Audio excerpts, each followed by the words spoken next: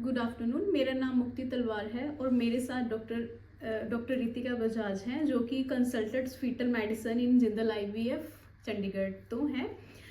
ਅਸੀਂ ਇਹਨਾਂ ਕੋ ਕਾਫੀ ਕੁਝ ਪੁੱਛਾਂਗੇ related to twins pregnancy, ultrasound ਕਿਸ ਤਰ੍ਹਾਂ ਹੁੰਦਾ ਵੈ, ਕਦੋਂ ਕਦੋਂ ਹੁੰਦਾ ਵੈ ਔਰ ਇਹਨਾਂ ਦੀ ਕੰਪਲਿਕੇਸ਼ਨਸ ਕਿਸ ਤਰ੍ਹਾਂ ਹੁੰਦੀਆਂ। Hello doctor Ritika. ਹੈਲੋ ਮੁਕਤੀ। ਸੋ ਮੇਰਾ ਪਹਿਲਾ ਕੁਐਸਚਨ ਇਹੀ ਹੈ ਡਾਕਟਰ ਰਿਤਿਕਾ ਤੁਹਾਡੇ ਨਾਲ ਕਿ ਪਿਛਲੇ 10 ਸਾਲਾਂ ਤੋਂ ਨਾ ਕਾਫੀ ਟਵਿੰਸ ਪ੍ਰੈਗਨੈਂਸੀ ਦਾ ਨੰਬਰ ਵੱਧ ਗਿਆ। ਇਹਦੇ 'ਚ ਕੀ ਰੀਜ਼ਨ ਹੈਗਾ ਵਾ, मतलब कि ਤੁਸੀਂ ਉਹਦੇ 'ਚ ਕੀ ਕਹਿਣਾ ਚਾਹੋਗੇ। हेलो मुक्ति। सो जैसे कि आपने बताया कि ट्विन प्रेगनेंसीज़ का जो रेट है वो पिछले 10-15 साल में काफ़ी बढ़ा है और ये सिर्फ इंडिया में नहीं है, ये वर्ल्ड वाइड ही देखा गया है। तो जो हमारे पास इंफॉर्मेशन है उसके हिसाब से आज की डेट में हर 100 में से 3 प्रेगनेंसीज जो होती हैं वर्ल्ड वाइड वो ट्विन प्रेगनेंसीज हैं।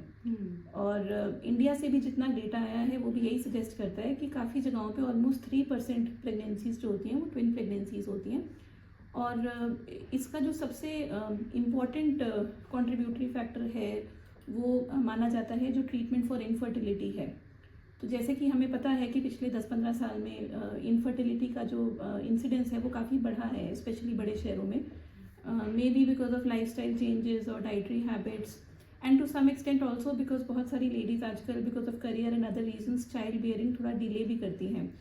तो जो इनफर्टिलिटी का जो इंसिडेंस बढ़ा है, लकीली ट्रीटमेंट फॉर इनफर्टिलिटी भी आजकल बेटर एक्सेसिबल है इवन इन स्मॉल प्लेसेस।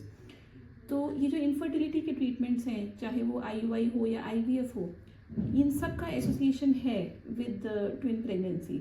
सो मोर और less it is because of this that twin pregnancy का इंसिडेंस बढ़ा है रिसेंटली। ਓਕੇ ਜਿਸ ਤਰ੍ਹਾਂ ਹੁਣ ਅੱਜ ਕੱਲ੍ਹ ਦੇ ਜਿਹੜੇ ਹੈਗੇ ਆ ਲੋਕ ਬਹੁਤ ਖੁਸ਼ ਹੁੰਦੇ ਕਿ ਅਸੀਂ ਟਵਿੰਸ ਪ੍ਰੈਗਨੈਂਸੀ ਮਤਲਬ ਕਿ ਉਹ ਕਰਨ ਦੇ ਉਹਨਾਂ ਨੂੰ ਵੀ ਖੁਸ਼ੀ ਹੈ ਕਿ 2 ਬੱਚੇ ਮਤਲਬ ਇੱਕੋ ਵਾਰੀ 'ਚ ਹੁੰਦੇ ਆ। ਅਤੇ ਕਾਫੀ ਡਾਕਟਰਾਂ ਦਾ ਇਹ ਕਹਿਣਾ ਹੈਗਾ ਵੈ ਕਿ ਇਸ ਟਵਿੰਸ ਪ੍ਰੈਗਨੈਂਸੀ ਦਾ ਹਾਈ ਕੰਪਲੀਕੇਸ਼ਨ ਰਿਸਕ ਵੀ ਹੁੰਦਾ ਹੈਗਾ ਵੈ। ਇਹਦੇ ਦੌਰਾਨ ਤੁਹਾਡਾ ਇਹਦੇ 'ਚ ਕਹਿਣਾ ਕੀ ਹੈਗਾ। जी हाँ मुक्ति, बिल्कुल सही बात है। सो 2 तरह की कॉम्प्लिकेशंस होती हैं। एक होता है जो मदर को कॉम्प्लिकेशंस हो सकती हैं। So it is a known fact कि जो लेडीज़ जिनकी ट्विन प्रेगनेंसीज होती हैं उनमें हायर रिस्क होता है ब्लड प्रेशर का, हाई ब्लड प्रेशर होने का, डायबिटीज़ इन प्रेगनेंसी जिसको जेस्टेशनल डायबिटीज़ कहा जाता है, anaemia and so on and so fourth. But जो अदर ग्रुप ऑफ कॉम्प्लिकेशंस होता है जो काफ़ी स्पेसिफिक होता है ट्विन प्रेगनेंसीज के लिए, वो होता है रिलेटेड टू ट्विनिंग इटसेल्फ, जो कि फीटसेस को होता है, बच्चे को होता है, जो माँ के गर्भ में बच्चा है, that is also at a higher risk in case of twin pregnancy. और ये भी एक तो प्री मेच्योरिटी जिसके बारे में I think almost a lot of pregnant women know जिनकी ट्विन प्रेगनेंसीज होती हैं, because a lot of times they ask also कि जो ट्विन प्रेगनेंसीज होती हैं उनमें हायर रिस्क होता है प्री टर्म डिलीवरी का, almost 40% higher than a singleton pregnancy. And prematurity की अपनी एक अलग सेट ऑफ कॉम्प्लिकेशंस होती हैं बच्चों में। ऑब्वियसली डिपेंड करता है कि कितना प्री टर्म डिलीवरी है। अगर कोई 6.5 मंथ्स पे डिलीवरी हो रही है तो ऑब्वियसली उसमें हायर रिस्क होगा कंपेयर टू अगर कोई 8.5 मंथ्स पे डिलीवरी हो रही है। बट प्री मेच्योरिटी का आगे एसोसिएशन होता है न्यूरो डेवलपमेंटल प्रॉब्लम्स के साथ, सेरेब्रल पॉलिसी के साथ। तो ये सारी चीज़ें ट्विन प्रेगनेंसीज में ज़्यादा प्रेवलेंट होती हैं, ज़्यादा कॉमन है। उसके अलावा भी देर is a specific group of complications. जैसे कई बार ट्विंस में देखा जाता है कि एक बच्चा छोटा होता है कंपेयर टू अदर, जिसको सिलेक्टिव FGR कहा जाता है। या अगर ट्विन प्रेगनेंसीज में शेयरिंग ऑफ ब्लड है दोनों बच्चों के बीच में, तो उसमें भी एक अलग तरह की कॉम्प्लिकेशंस होती हैं, जैसे TTTS हो गया या ट्रैप सीक्वेंस। तो ऑब्वियसली थोड़ा सा हायर रेट कॉम्प्लिकेशंस का होता है। मेजॉरिटी ट्विन प्रेगनेंसीज अनइवेंटफुल निकलती हैं, कि ऐसा नहीं है कि हर ट्विन प्रेगनेंसी में कॉम्प्लिकेशन होती है। Most of the twin pregnancies are uneventful and they result in the delivery of a healthy baby with a healthy mother. But compare to a single pregnancy twins में complication rate is higher. जिस तरह twins pregnancy की गल कर रही नहीं मैं ये भी पूछना चाहती है कि जिन्नियां सारियां ट्विंस प्रैगनेंसी सेम होंदियां जां ट्विंस प्रैगनेंसी दे विच कोई हाई कॉम्प्लिकेशंस रेट भी होंदे आ इहदे विच complications I think to a great extent जो सबसे इम्पॉर्टेंट डिटर्मिनिंग फैक्टर होता है वो यही होता है कि आपस में जो 2 बच्चे हैं ट्विन प्रेगनेंसीज में उनकी ब्लड सप्लाई शेयर तो नहीं हो रही, ठीक है, जिसको मेडिकली हम कोरियोनिसिटी कहते हैं। तो 3 मोटी तरह की ट्विन प्रेगनेंसीज होती हैं। जो सबसे कॉमन और जो एक तरह से माना जाए सबसे सेफ हम कहेंगे वो होती हैं डाइकोरियोनिक डायमनियोटिक। तो सीधी भाषा में बोले तो मदर के वूम में 2 बच्चे हैं, दोनों अपनी अलग अलग पानी की थैली में है, और आपस में जो दोनों की ब्लड सप्लाई है उसमें कोई कनेक्शन नहीं है, दोनों की अपनी अलग अलग सेपरेट ब्लड सप्लाई है, ऑल नाल में कोई कनेक्शंस नहीं है। ये वाली प्रेगनेंसी सबसे ज़्यादा प्रेवलेंट है, सबसे ज़्यादा कॉमन होती हैं ट्विन्स में, and generally they are thought to be safer. जो सेकंड ग्रुप होता है जिसको हम कहते हैं मोनोकोरियोनिक डायम्नियोटिक, उसमें 2 बच्चे हैं, दोनों अपनी अलग अलग पानी की थैली में है, लेकिन जो दोनों की ब्लड सप्लाई है उसमें शेयरिंग है, आपस में कनेक्शंस होते हैं प्लेसेंटा में। तो अगर कोई भी प्रॉब्लम एक बच्चे को होती है तो बिकॉज दोनों बच्चों की ब्लड सप्लाई शेयर हो रही है तो वो दूसरे बच्चे को भी अफेक्ट कर सकती है। और जो तीसरा ग्रुप जो हम सबसे हाई रिस्क ग्रुप मानते हैं ट्विन प्रेगनेंसीज में, उसको हम कहते हैं मोनोकोरियोनिक मोनोएमनियोटिक, मतलब कि एक ही थैली के अंदर 2 बच्चे हैं, ठीक है, इनमें अलग अलग थैली में नहीं है, एक ही थैली है मदर के वूम में जिसमें 2 बच्चे हैं और दोनों की ब्लड सप्लाई भी आपस में शेयर हो रही है। अब बिकॉज वो दोनों बच्चे एक ही थैली में हैं तो उनके जो कॉर्ड्स होते हैं उनको भी एंटैंगल होने का रिस्क हाई होता है, तो this is a very high risk group of pregnancies. और यही बेसिकली आंसर हुआ कि सारी ट्विन प्रेगनेंसी सेम नहीं होती हैं। इट इज़ वेरी इंपॉर्टेंट कि हम आइडेंटिफाई करें कि ये ट्विन प्रेगनेंसी जो है इनमें ब्लड सप्लाई की शेयरिंग है या नहीं, ये कौन से ग्रुप में फॉल करती है, so that we can counsel the parents. Because जो ऑब्वियसली जो हायर रिस्क वाली हैं उनमें मॉनिटरिंग फॉलोअप्स ये सब ज़्यादा फ्रीक्वेंट होते हैं। ठीक है। और मुझे ये बताइए कि कई बार दोनों बच्चों में से एक बच्चा कमज़ोर होता है, तो ये हमें अल्ट्रासाउंड में पहले पता लग जाता है कुछ ऐसा? हाँ जी, ये भी एक बहुत इम्पॉर्टेंट इशू है। तो most of the twin pregnancies में दोनों बच्चे जब पैदा होते हैं तो एग्जैक्टली सेम वेट तो नहीं होता, बट बराबर सा ही रहता है। कई बार एक थोड़ा सा छोटा एक थोड़ा सा भारी होता है। मोस्ट ऑफ द केसेस में ये प्रॉब्लम नहीं करता, but sometimes what happens is कि एक बच्चे को ब्लड सप्लाई के इश्यूज होते हैं, यानी कि एक बच्चे को ब्लड सप्लाई कम जा रही होती है, दूसरे को ब्लड सप्लाई बेटर जा रही होती है। तो जिस बच्चे को ब्लड सप्लाई कम जा रही होती है काफ़ी बार उसकी ग्रोथ भी लैग करती है, बच्चों के वजन में अंतर होता है। और ट्विन्स में ये चीज़ हम पेट मदर के टमी को देख के नहीं बता सकते कि अगर कोई बच्चा छोटा जा रहा है कोई बड़ा जा रहा है। जैसे अगर कोई सिंगल प्रेगनेंसी होती है जिनका सिंगल बेबी होता है तो उसमें हर विजिट पे ऑब्स्टेट्रिशियन जो होती है वो मदर की टमी चेक करती है ये देखने के लिए कि बच्चे की ग्रोथ ठीक हो रही है या नहीं हो रही। बट ट्विन प्रेगनेंसी में आप उस तरीके से नहीं बता सकते हो कि दोनों बच्चे ठीक ग्रो कर रहे हैं नहीं कर रहे, क्योंकि अगर एक बच्चा थोड़ा बड़ा है साइज में और एक काफ़ी कमज़ोर है तो टमी पे देख के आप नहीं बता पाते। तो ये चीज़ सिर्फ अल्ट्रासाउंड पे ही हम डायग्नोज कर पाते हैं कि अगर एक बच्चा छोटा है और एक बड़ा है, और अगर दोनों बच्चों के वजन में अंतर सिग्निफिकेंट है then again these are at a higher risk of complications, और कई बार प्रीटर्म डिलीवरी भी इन केसेस में छोटे बच्चे के लिए करानी पड़ती है। ਇਹਦੇ 'ਚ ਮੈਂ ਡਾਕਟਰ ਇੱਕ ਹੋਰ ਬਹੁਤ ਚੀਜ਼ ਸੁਣੀ ਹੈ, TTTS ਵੀ ਕੌਮਪਲੀਕੇਸ਼ਨ ਹੁੰਦਾ ਹੈ, ਜਿਹਦੇ ਬਾਰੇ 'ਚ ਤੁਸੀਂ ਕੁਝ ਦੱਸੋਗੇ ਕੀ ਹੁੰਦਾ ਹੈ ਐਕਚੁਅਲੀ ਜੀ ਵੈਸੇ? तो जो TTTS है ये इसका बेसिकली फुल फॉर्म होता है twin to twin transfusion syndrome. तो जैसे मैंने बताया कुछ ट्विन प्रेगनेंसीज होती हैं जिसमें शेयरिंग होती है आपस में दोनों बच्चों की ब्लड सप्लाई में। तो नॉर्मल केसेस में क्या होता है, ये बैलेंस तरीके की शेयरिंग होती है, एक बच्चे से थोड़ा ब्लड दूसरे में जाता है, दूसरे से वापस उस पहले बच्चे में ब्लड चला जाता है, तो एक बैलेंस सा बना रहता है। पर करीब करीब 10% मोनोकोरियोनिक जो ट्विन प्रेगनेंसीज होती हैं उसमें ये शेयरिंग बैलेंस नहीं होती।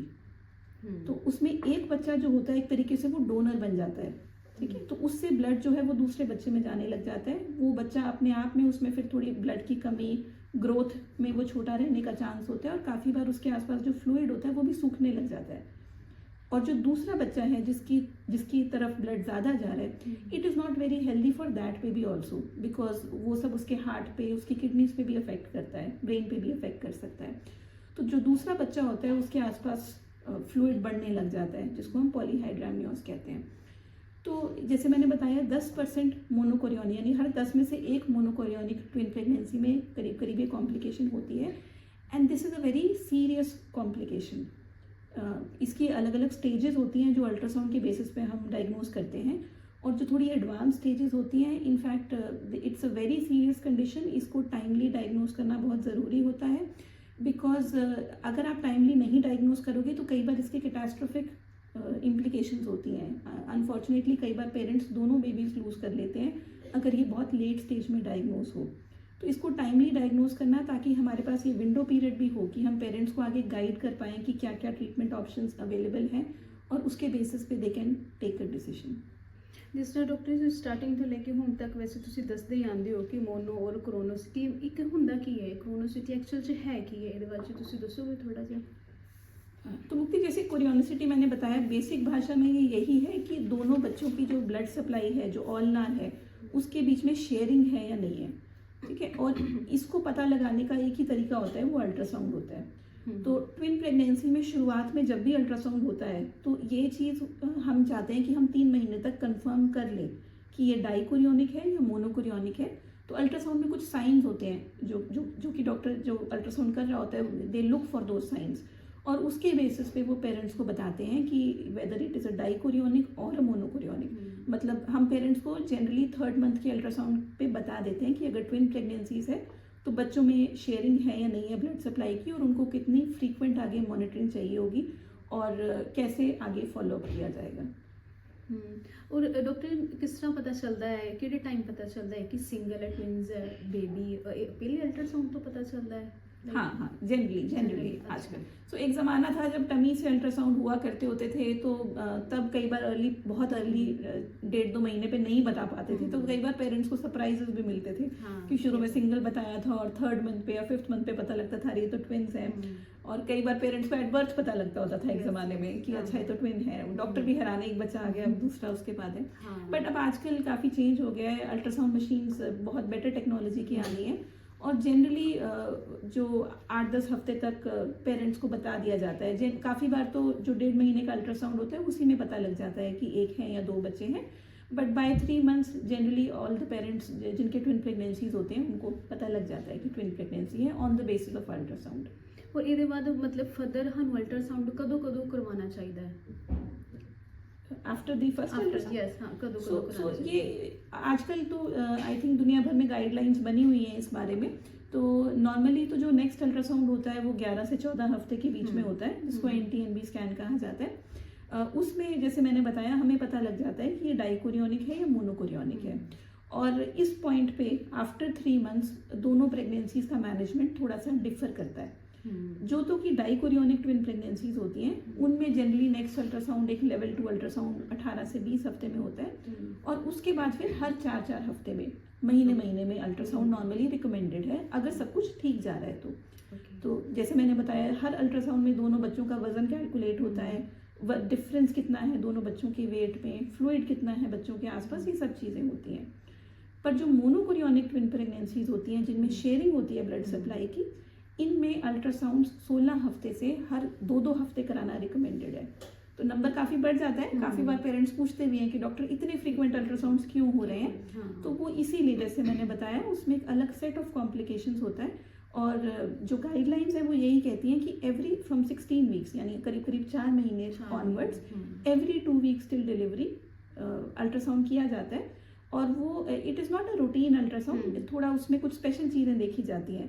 सो वज़न और फ्लूइड तो देखा ही जाता है, साथ में दोनों बच्चों का ब्रेन, हार्ट, जो दोनों बच्चों को ब्लड सप्लाई जा रही है, चाहे वो ब्रेन को हो, लिवर को हो, ये सब चीज़ें हर अल्ट्रासाउंड में 2-2 हफ्ते में इन प्रेगनेंसीज में चेक करी जाती हैं, ताकि अगर कोई भी प्रॉब्लम हो तो वो हम टाइमली डायग्नोज कर पाएँ और टाइमली पेरेंट्स को ट्रीटमेंट ऑप्शंस जो हैं वो अवेलेबल करा पाएँ। ओके, तो डॉक्टर जो अनफॉर्चुनेटली जैसे एक ट्विंस प्रेगनेंसी में एक बच्चे की जैसे धड़कन रुक जाती है तो पेरेंट्स को बहुत वरी होती है कि हाँ भी अब इसमें दूसरे बच्चे को तो नहीं अफेक्ट हो रहा है, तो उसमें आपका क्या कहना है इसमें? So this is a very unfortunate thing which sometimes happens in twin pregnancies कि शुरुआत में कई बार 2 बच्चे होते हैं और during the course of pregnancy कई बार एक बच्चे की धड़कन अपने आप ही टमी में रुक जाती है for whatever reason, for blood supply के कारण या फिर कई बार बच्चों में कोई अंदरूनी डिफेक्ट्स होते हैं जिसके कारण ऐसी प्रॉब्लम आए। तो तो ये पेरेंट्स काफ़ी बार पूछते हैं कि इसका दूसरे बच्चे पे कोई नेगेटिव इम्पैक्ट तो नहीं पड़ेगा। तो ये बेसिकली 2 ही चीज़ों पे डिपेंड करता है। एक तो ये जो अनफॉर्चुनेट इंसिडेंट हुआ है ये कितने मंथ्स पे हुआ है। अगर तो ये फर्स्ट 3 मंथ्स में होता है, ठीक है, शुरुआत के 3 महीने में एक बच्चे की धड़कन अपने आप रुक जाती है, तो इसको वैनिशिंग ट्विन कहा जाता है मेडिकल लैंग्वेज में। तो in most of the cases जो दूसरा बच्चा होता है उसको अफेक्ट नहीं होता इससे। Generally a near normal outcome is anticipated कि अगर वो शुरुआत के 3 महीने में ऐसा हो जाए। बट अगर यही चीज़ लेटर ऑन इन प्रेगनेंसी हो, ठीक है, जब दोनों बच्चे बड़े हो चुके हैं, सपोजिटली 24 हफ्ते के बाद या 6 महीने के बाद अगर एक बच्चे की धड़कन रुक जाती है फॉर वट एवर रीजन, तब जो दूसरा बच्चा होता है that is at a higher risk. And again ये डिपेंड करता है, जैसे मैंने बताया, जो सबसे इंपॉर्टेंट चीज़ है ट्विन प्रेगनेंसी में कि दोनों बच्चों की ब्लड सप्लाई शेयर तो नहीं हो रही। अगर तो दोनों बच्चों की ब्लड सप्लाई अलग है, ठीक है, डाइकोरियोनिक है, तो उसमें अगर एक बच्चे की धड़कन रुक जाती है तो मेजॉरिटी केसेस में वो दूसरे बच्चे को इम्पैक्ट नहीं करता, ठीक है। बट अगर दोनों की ब्लड सप्लाई में कनेक्शंस हैं, शेयरिंग है ब्लड सप्लाई में, तो और अगर एक बच्चे की धड़कन 6 महीने के बाद या 5.5-6 महीने के बाद रुक जाती है, तो उस केस में दूसरे बच्चे पे काफ़ी नेगेटिव इम्पैक्ट होने का चांस होता है। 25% केसेस में जो सर्वाइविंग बच्चा है उसके ब्रेन को भी अफेक्ट हो सकता है, 20 से 25% केसेस में। तो अगेन ये special high risk group of pregnancies होती हैं। इनमें जनरली मल्टी डिसिप्लिनरी सी मैनेजमेंट होती है, जिसमें जो ट्रीटिंग ऑब्स्टेट्रिशियन है, फीटल मेडिसिन स्पेशलिस्ट, पीडियाट्रिशियन, ये सब इकट्ठा मिलके फिर आगे how we have to proceed उसका डिसीजन लेते हैं और अल्ट्रासाउंड से फिर आगे मॉनिटरिंग की जाती है। ठीक है। जैसे हमने स्टार्टिंग में आप बता रहे हो कि जो हमारी ट्विंस प्रेगनेंसी में प्री टर्म डिलीवरी में रिस्क तो हाई होता है, तो इसमें आपका क्या कहना है? ये तो आपने बता ही दिया। प्रीटर्म डिलीवरी में डेफिनेटली प्रीटर्म डिलीवरी का रिस्क जनरली हाई होता है ट्विन प्रेगनेंसी में, it is a known fact. Again I would like to stress कि majority twin pregnancies they go smoothly, ठीक है। हम कॉम्प्लिकेशंस इतनी सारी डिस्कस कर रहे हैं, बट मेजॉरिटी प्रेगनेंसीज में ट्विंस में ये कॉम्प्लिकेशंस नहीं होती हैं। मेजॉरिटी गो स्मूथली, 9 मंथ्स पे या 8.5-9 महीने पे जाके डिलीवरीज होती हैं हेल्दी बेबीज और हेल्दी मदर्स के साथ। But compare to a single term pregnancy, जब मदर की टमी में सिर्फ एक बच्चा हो, उसके कंपैरिजन में ऑब्वियसली ट्विंस में प्री टर्म डिलीवरी का रिस्क हायर होता है। और ये आई थिंक डॉक्टर्स को और सबको सालों साल से पता है, ठीक है। तो बहुत ज़्यादा हम मेडिकल साइंस इसमें हेल्प टिल डेट नहीं कर पाई है, बहुत प्रोग्रेस नहीं हो पाई है। ये एक बहुत ही इम्पॉर्टेंट एरिया है जिस पे काफ़ी रिसर्च भी चल रही है कि कैसे इसको प्रिवेंट किया जाए। तो जो सबसे प्रूवन कह लो मेथड है जिसका थोड़ा बेनिफिट आज तक शो हुआ है, वो होता है सर्वाइकल लेंथ असेसमेंट। तो आई थिंक जो लेडीज़ प्रेग्नेंट हैं वेदर विद ट्विंस, उनको इस बारे में पता होता है कि नॉर्मली 20 से 24 हफ्ते के बीच में जो यूट्रस का माउथ होता है, जिसको हम सर्विक्स कहते हैं मेडिकली, उसकी लेंथ जो है हम अल्ट्रासाउंड के ज़रिए से नापते हैं। काफ़ी बार ये अल्ट्रासाउंड इंटरनली किया जाता है और जो सर्वाइकल लेंथ है उसके बेसिस पे कई बार हम एक ग्रुप आइडेंटिफाई कर पाते हैं लेडीज़ का जो कि एट हायर रिस्क होती हैं प्री टर्म डिलीवरी की। अगर सर्वाइकल लेंथ जो है काफ़ी छोटी है 20 से 24 हफ्ते के बीच में, तो there is a higher risk कि प्री टर्म डिलीवरी हो आगे वाले महीनों में। तो if you are able to identify then there are some treatment options available. कई बार एक सर्वाइकल स्टिच लगा दिया जाता है या there are some medications, progesterone वगैरह है जिसका सम बेनिफिट प्रूव मतलब आया है स्टडीज़ में। तो फिर देन उस तरह की जो ट्रीटमेंट ऑप्शंस हैं वो आपकी ऑब्स्टेट्रिशियन आपसे फिर आगे डिस्कस कर सकती है। तो there are some ways to diagnose, but we would like to do better in this field. Thank you doctor Ritika. हमें बहुत सारी उन्होंने इन्फॉर्मेशन दी रिलेटेड टू ट्विंस प्रेगनेंसी के, कैसे हम इस कॉम्प्लिकेशंस को हम प्रिवेंट कर सकते हैं, साथ में साथ हम अल्ट्रासाउंड कैसे करवा सकते हैं, कौन कौन स्टेजेस में करवा सकते हैं। आपको अगर कोई भी क्वेरी हो तो आप नीचे दिए गए नंबर और आप अपना क्वेश्चन रेज कर सकते हो। और अगर आपने वो फर्दर इन्फॉर्मेशन के लिए आप हमारे Jindal IVF Chandigarh 20D sector में भी आकर विजिट कर सकते हो। Thank you so much. Thank you.